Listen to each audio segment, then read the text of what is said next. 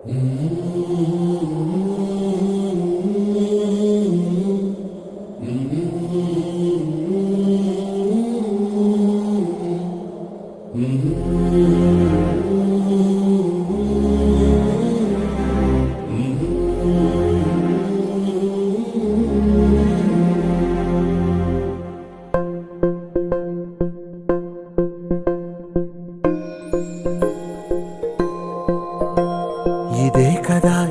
కదా నీ కథ, ముగింపులేనిదై సదా సాగదా.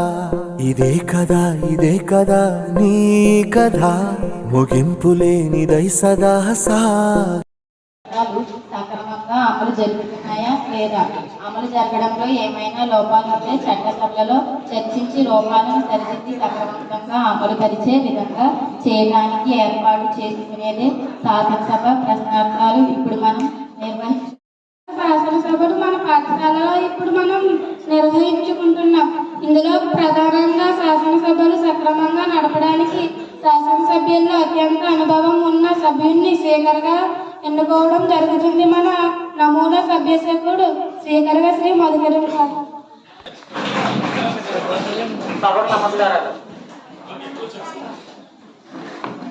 ఈరోజు సభలో GST 2.0 పై చర్చ ప్రారంభిద్దాం. ముందుగా GST 2.0 వలన కలిగే ప్రయోజనాలు సభ ద్వారా ప్రజలకు వివరించవలసిందిగా గౌరవ ఆర్థిక శాఖ మంత్రి ఉమామహేష్ గారిని కోరుచున్నాను. మెరుగైన సమాజం అనే నినాదంతో మన ప్రియతమ ప్రధానమంత్రి వర్యులు శ్రీ నరేంద్ర మోడీ గారు GST 2.0 ప్రవేశపెట్టారు. అధ్యక్ష, GST 2.0 వల్ల కలిగే ప్రయోజనాలు: పేద ప్రజలకు అవసరమైన నిత్యావసర వస్తువులపై పన్ను భారం తగ్గించడం ద్వారా ప్రయోజనం కలుగుతుంది. అధ్యక్ష, విద్యారంగానికి సంబంధించిన పుస్తకాలు, ఉపకరణాలపై పన్ను తగ్గించడం ద్వారా విద్యను అందరికీ అందుబాటులోకి రావడం జరుగుతుంది. అధ్యక్ష, వైద్య రంగానికి సంబంధించిన మందులు, వైద్య పరికరాలపై పన్ను తగ్గించడం ద్వారా వైద్యం సామాన్యుడికి మరింత చేరువ చేసే పరిస్థితులు ఉన్నాయి. అధ్యక్ష, వ్యవసాయ రంగానికి సంబంధించిన అన్ని అంశాలపై పన్ను తగ్గించడం ద్వారా వ్యవసాయ రంగానికి పరిస్థితులు ఉన్నాయి. అధ్యక్ష, ధన్యవాదాలు. అధ్యక్ష, గౌరవ ప్రధానమంత్రి గారు తమ సమాజ స్థాపన లక్ష్యంగా ప్రవేశపెట్టిన GST 2.0 స్వాగతిస్తున్నాం. అధ్యక్ష, అయితే తగ్గిన పన్నులు ఖచ్చితంగా అమలు జరిగేలా చూడాలని, GST 2.0 వలన మన రాష్ట్ర ఆదాయానికి గండిపడకుండా జనాభా ప్రాతిపదికన మన రాష్ట్రానికి రావాల్సిన వాటా ఖచ్చితంగా వచ్చేలా ప్రభుత్వం చూసుకోవాలని కోరుతున్నాం. ధన్యవాదములు. అధ్యక్ష, బస్సు ప్రమాదాలు తరచూ జరిగి ఎంతో మంది చనిపోతున్నారు. ముక్కుపచ్చలారని పసిపిల్లలు అనాథలవుతున్నారు. ఎంతో మంది గాయాల పాలవుతున్నారు. దీనికి సంబంధించి చర్చను ప్రారంభించవలసిందిగా గౌరవ సభ్యులు శ్రీ ఆదిత్య గారిని కోరుతున్నాను. సంబంధించిన బస్సు ప్రయాణం వలన 19 మంది చనిపోయారు. అధ్యక్ష, చాలా మంది గాయాల పాలు కూడా అయ్యారు. అధ్యక్ష, మితిమీరిన వేగం, ఫిట్నెస్ లేని బస్సులు, నైపుణ్యం లేని డ్రైవర్లు, నాణ్యత లేని రోడ్లు, ముఖ్యంగా రవాణా శాఖ యొక్క ఔచిత్యం వల్ల ప్రమాదాలు జరుగుతున్నాయి. అధ్యక్ష, శాస్త్ర సాంకేతిక రంగాల్లో ఎంతో ఉన్నత సంపాదించిన ఎదుగుతున్న మనం రోడ్ల ప్రమాదాలను నివారించలేకపోతున్నాం అంటే లోపం ఎక్కడ ఉంది? అధ్యక్ష, ప్రభుత్వం ఏం చేస్తుంది? అధ్యక్ష, రోడ్ల ప్రమాదాలు లేని ప్రయాణం సాధించుకుంటా రోడ్ల ప్రమాదాల నివారణ కొరకు ప్రభుత్వం చేస్తున్న ప్రయత్నాలు సభలో ప్రజలకు వివరించవలసిందిగా కోరుతున్నాం. అధ్యక్ష, ధన్యవాదాలు. అధ్యక్ష, శాఖ మంత్రి వర్యులు కుమారి శ్రీ దివ్యవాస్ గారిని సమాధానం చెప్పవలసిందిగా కోరుతున్నాను. వారు చెప్పినట్లుగా ఈ రోడ్డు ప్రమాదాలకు కారణం నాణ్యత లేని రోడ్లు. అధ్యక్ష, అయితే దీనికి కారణం గత ప్రభుత్వం నిర్వాహమే అని నిర్మోహమాటంగా గౌరవ స్పీకర్ గారి ద్వారా తెలియజేస్తున్నాం. అధ్యక్ష, ఇప్పుడు ఈ విషయం గురించి పక్కన పెడితే ఈ మధ్య కర్నూలులో జరిగిన బస్సు ప్రమాదాల సంఘటన చాలా విచారకరం. ఈ విషయం కొరకు నేను మా ప్రభుత్వం తరఫున భావికరం సంభావం తెలియజేస్తున్నాను. అయితే అధ్యక్ష, ఈ సంఘటన విషయం తెలియగానే మా ప్రభుత్వం స్పందించి వెంటనే సంఘటన స్థలానికి అధికార యంత్రంతో వెళ్లి క్షతగాత్రం ఆసుపత్రికి తరలించి వారు వైద్యపరమైన సహాయ సహకారాలు అందించడం జరిగింది. అంతేకాకుండా మరణించిన వారి కుటుంబాలకు గౌరవ ముఖ్యమంత్రి గారు ఎక్స్గ్రేషియాను ప్రకటించడం మంచి పరిమాణంగా గౌరవ స్పీకర్ గారి ద్వారా ప్రతిపక్షం వారికి తెలియజేయడం గర్వంగా ఉంది. అంతేకాకుండా కమిటీలు ఇచ్చే నివేదికను ఆధారంగా చేసుకుని ఇకపై ప్రమాదరహిత ప్రాణాలకు జరిగే విధంగా అన్ని చర్యలు తీసుకుంటామని ప్రభుత్వం తరఫున గౌరవ స్పీకర్ గారి ద్వారా తెలియజేయడం నాకు చాలా ఆనందంగా ఉంది అధ్యక్ష. ఇంకేమైనా అభ్యంతరాలు ఉంటే ప్రతిపక్షం వారు అడగవచ్చని మనవి చేసుకుంటున్నాను అధ్యక్ష. స్పీకర్ గారికి ధన్యవాదాలు తెలుపుకుంటున్నాను. పండుగల పేరుతో బాణసంచా పేలుడు వలన కలిగే కష్ట నష్టాల గురించి చర్చ జరపవలసిందిగా గౌరవ సభ్యులు కుమారి శ్రీ వైష్ణవి గారు కోరిన మేరట వారిని ఆహ్వానిస్తూ చర్చ ప్రారంభించవలసిందిగా కోరుచున్నాను. అయితే పండుగల పేరుతో భారీ స్థాయిలో బాణాసంచా పేలుస్తున్న సందర్భాలు ఉన్నాయి. అయితే బాణాసంచా పేలుస్తున్న సందర్భంలో ప్రమాదాలు కూడా జరుగుతున్నాయి. ఈ మధ్యకాలంలో ఒక గ్రామంలో జరిగిన గ్రామదేవత పండుగలో జరిగిన సంఘటనతో ఒక 13 ఏళ్ల బాలుడు తీవ్రంగా గాయపడి తన కన్ను కోల్పోయిన పరిస్థితులు ఏర్పడ్డాయి. మరికొంతమంది గాయపడ్డారు. బాణాసంచా పేలుడుపై ప్రభుత్వ విధానం ఏమిటి? బాణాసంచా పేలుడు సమయంలో తీసుకోవాల్సిన జాగ్రత్తలపై ఏమైనా విధి విధానాలు ఉన్నాయా? ఇలాంటి పరిస్థితులు పునరావృతం కాకుండా ప్రభుత్వం ఎటువంటి చర్యలు తీసుకుంటుంది? గాయపడిన వ్యక్తులకు సంబంధించి ప్రభుత్వ పరంగా ఎటువంటి చర్యలు తీసుకుంటున్నారు? గౌరవ సభ ద్వారా సంబంధిత మంత్రివర్యులు ప్రజలకు వివరించవలసిందిగా కోరుచున్నాను. ధన్యవాదములు అధ్యక్ష. గారు బాణసంచా పేలుడు పదార్థాలపై సమాధానం చెప్పవలసిందిగా కోరుచున్నాను.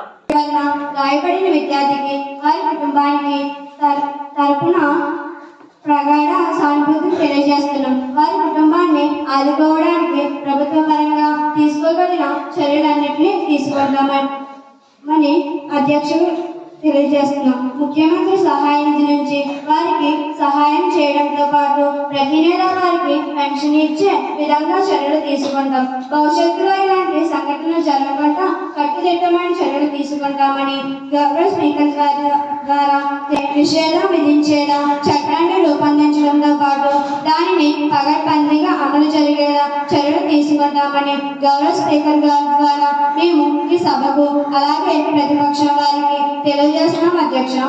ధన్యవాదాలు అధ్యక్ష. విద్యార్థుల సౌకర్యాలపై చర్చ ప్రారంభించవలసిందిగా గౌరవ సభ్యులు కుమారి శ్రీ వర్షిత గారిని కోరుచున్నారు. అందుబాటు లేని ప్రాంతాల నుండి వచ్చి ప్రభుత్వ పాఠశాలలో చేరుతున్నారు. వీరికి సమీప సాంఘిక సంక్షేమ హాస్టల్లో వసతి సౌకర్యం ఏర్పాటు చేయడం జరుగుతుంది. హాస్టల్లో చేరిన విద్యార్థులు చాలా దూర ప్రాంతాల నుండి వచ్చి చేరుతున్నారు. వారి తల్లిదండ్రులు తమ బిడ్డలను చూసుకోవడానికి ప్రతి వారం రాలేని పరిస్థితి. ఇటువంటి పరిస్థితుల్లో పిల్లలకు బెంగ కలగకుండా 3-4 రోజులకు ఒకసారి మాట్లాడడానికి వీలుగా ఫోన్ సౌకర్యం కల్పించి వారి తల్లిదండ్రులతో మాట్లాడించడం ద్వారా ఇంటి బెంగ లేకుండా చేయవచ్చు.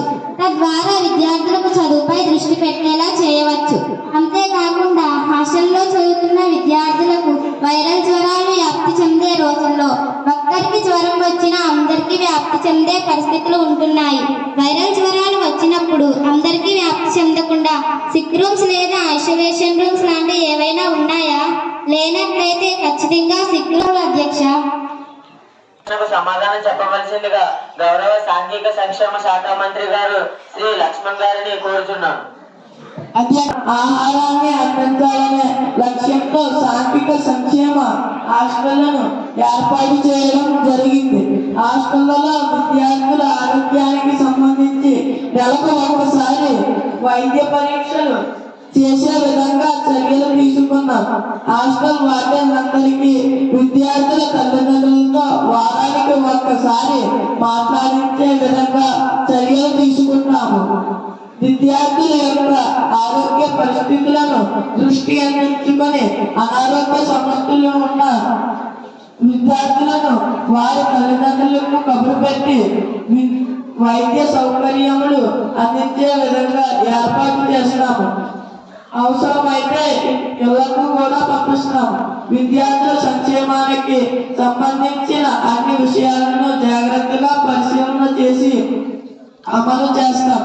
విద్యార్థుల సంక్షేమమే మా ప్రభుత్వం యొక్క బాధ్యత. ధన్యవాదాలు అధ్యక్ష. సభ ద్వారా ప్రజలకు వివరించవలసిందిగా గౌరవ విద్యాశాఖ మంత్రి కుమారి శ్రీ పూర్ణిమదేవి వారి గారిని కోరుచున్నాను. మహోన్నతమైన లక్ష్యంతో గౌరవ ముఖ్యమంత్రి గారు నాయకత్వంలో ఈ రాష్ట్ర ప్రభుత్వం పనిచేస్తుంది. విద్యార్థులకు నాణ్యమైన విద్యను అందించడానికి మన రాష్ట్ర ప్రభుత్వం ఎన్నో కార్యక్రమాలు చేపడుతుంది అధ్యక్ష. అన్ని పాఠశాలల్లోనూ మౌలిక వసతుల ఏర్పాటు, ఉపాధ్యాయుల కొరత లేకుండా డిఎస్సి ద్వారా ఉన్నతమైన ఉపాధ్యాయుల నియామకం, తరగతి గదులు ఐఎఫ్పీలు ఏర్పాటు చేసి గుణాత్మకమైన విద్యను అందించడం, నాణ్యమైన ఆకర్షణీయమైన ఉచిత పాఠ్య పుస్తకాలు మరియు నోటు పుస్తకాలను ఎస్ఆర్కే విద్యం పథకం ద్వారా అందించడం, నాణ్యమైన రుచికరమైన పోషక విలువలతో కూడిన పిఎం పోషణ్ డొక్క సీతమ్మ బడి భోజనం ఏర్పాటు, వ్యాయామ విద్యకు సంబంధించి వ్యాయామ ఉపాధ్యాయుల న్యూట్రియల్ వెల్నెస్, డ్రాయింగ్, క్రాఫ్ట్ వంటి అంశాలలో శిక్షణను ఇచ్చుటకు వీలుగా శిక్షణ పొందిన ఉపాధ్యాయులను నియమించి వారి భవిష్యత్తుకు భరోసా ఇచ్చే విధంగా చర్యలు తీసుకున్నాం. ఈ విధంగా విద్యార్థుల అభ్యున్నతికి చర్యలు తీసుకుంటున్నాం అధ్యక్ష. ధన్యవాదములు అధ్యక్ష. అంశాలపై తమ యొక్క అభిప్రాయాన్ని తెలియజేయవలసిందిగా ప్రతిపక్ష సభ్యులు కుమారి శ్రీ పావని గారిని కోరుచున్నాను. గౌరవ విద్యాశాఖ మంత్రి గారు తన ప్రసంగంలో గత 5 సంవత్సరాల్లో మేము అధికారంలో ఉన్నప్పుడు చేసిన కార్యక్రమాలను వారు చేస్తున్న కార్యక్రమాలుగా చెప్పుకోవడం సిగ్గుచేటు. ఈ ప్రభుత్వంలో తప్ప వీరు గొప్పగా చేసింది ఏమీ లేదు. సభ ద్వారా అయినా గౌరవ విద్యాశాఖ మంత్రి గారిని సభ ద్వారా కొన్ని ప్రశ్నలు అడగాలనుకుంటున్నాను. సమయం ఇవ్వవలసిందిగా గౌరవ సభాపతి గారిని కోరుతూ ఉన్నాను.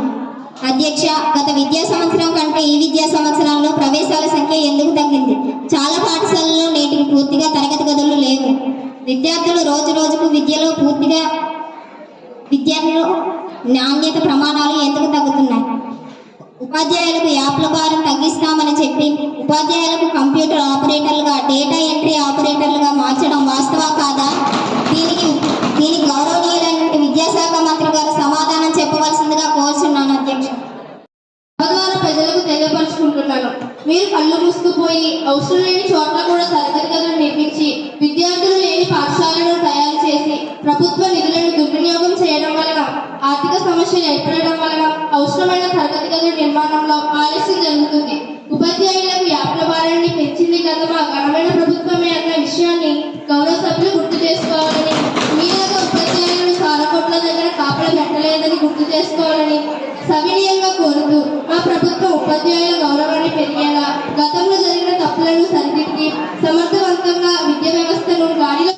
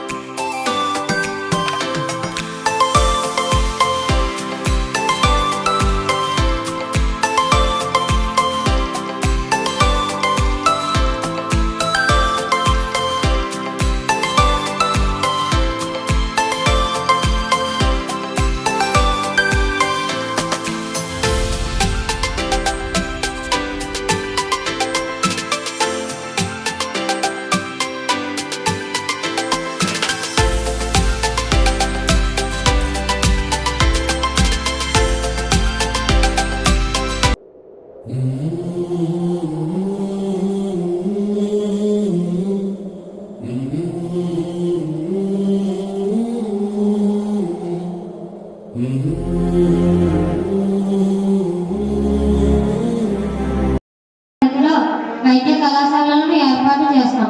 యువ పారిశ్రామికవేత్తలను తయారు చేసి పారిశ్రామిక రంగాన్ని బలోపేతం చేయడానికి స్కూల్ డెవలప్మెంట్ పథకాన్ని నిధులను పెంచుతాం. ప్రతి మండల కేంద్రంలో నైపుణ్య శిక్షణ సంస్థలను ఏర్పాటు చేస్తాం. పారిశ్రామికలు రాష్ట్రంలో ఏర్పాటు చేయడానికి వీలుగా తక్కువ రేటుకే ప్రభుత్వ భూములను పరిశ్రమలకు కేటాయిస్తాం. తద్వారా ఉద్యోగ ఉపాధి అవకాశాలు పెంచుతాం. కాలుష్యాన్ని నివారించి పర్యావరణాన్ని కాపాడే విధంగా చర్యలు తీసుకుంటాం. మాదక ద్రవ్యాలకు దూరంగా ఉండేలా చేయడానికి పాఠశాల స్థాయి నుండే ట్రోఫీ, ఈగల్ డ్రాప్ వంటి కార్యక్రమాలు నిర్వహిస్తూ విద్యార్థులలో నైతిక విద్యను పెంపొందించడానికి ప్రముఖ ప్రవచనకర్త అయినటువంటి కోటేశ్వరరావు గారి సలహాలతో విలువల విద్య అనే పుస్తకాలను ముద్రించి విద్యార్థులకు అందించడం జరిగింది. ఇలా అన్ని రంగాల్లో రాష్ట్రాభివృద్ధికి ధ్యేయంగా చేస్తామని సభ ద్వారా ప్రజలకు తెలియజేస్తూ ఉంటున్నాను. ధన్యవాదాలు అధ్యక్ష.